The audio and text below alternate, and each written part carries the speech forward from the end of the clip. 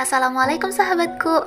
Di Fokis kali ini mau Kak bahas kisah tentang kekayaan dalam setahun. Sahabatku, pada zaman Nabi Musa alaihi salam ada pasangan suami istri yang hidup dalam kemiskinan. Namun, mereka menjalaninya dengan penuh kesabaran. Suatu ketika, sang istri berkata kepada suaminya, "Wahai suamiku, bukankah Musa adalah seorang nabi?" Ya, benar. Kata sang suami.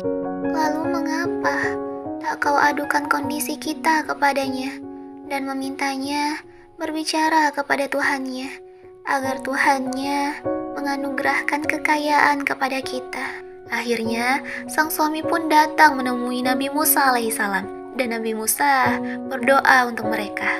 Setelah mendapatkan jawaban, Nabi Musa menjelaskan bahwa doanya telah dikabulkan. Namun, mereka hanya mendapatkan kekayaan dalam setahun. Pasangan suami istri tersebut menerima kabar itu dengan penuh kebahagiaan dan juga kegembiraan. Tak berapa lama, keadaan mereka berubah dengan kekayaan yang begitu melimpah. Sang istri berkata kepada suaminya, "Wahai suamiku, bagaimana jika sepanjang tahun ini kita menyantuni orang miskin dan juga anak-anak yatim selagi kita mampu? Sebab setelah tahun ini berakhir, kita pun akan kembali menjadi miskin." Baiklah kalau begitu. Sepanjang tahun ini, kita akan membantu orang-orang yang membutuhkan. Kata sang suami memenuhi keinginan istrinya. Sepanjang tahun itu, mereka membantu orang-orang yang membutuhkan. Anak yatim, orang miskin, janda-janda, membangun masjid, memperbaiki jalan, membangun rumah singgah bagi para musafir, dan menyiapkan makan bagi orang-orang yang kelaparan. Tak terasa, 1 tahun lebih telah berlalu. Namun, bukannya menjadi miskin, mereka malah semakin kaya saja. Mereka pun menemui Nabi Musa alaihissalam untuk bertanya. Nabi Musa tersenyum sembari berkata, Wahai pasangan suami istri yang telah bersabar, sesungguhnya Allah telah membukakan satu pintu rizki untuk kalian. Namun kalian membuka beberapa pintu rizki untuk hamba-hambanya.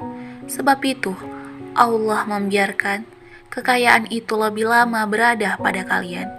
Allah merasa malu jika hambanya lebih pemurah daripada dirinya.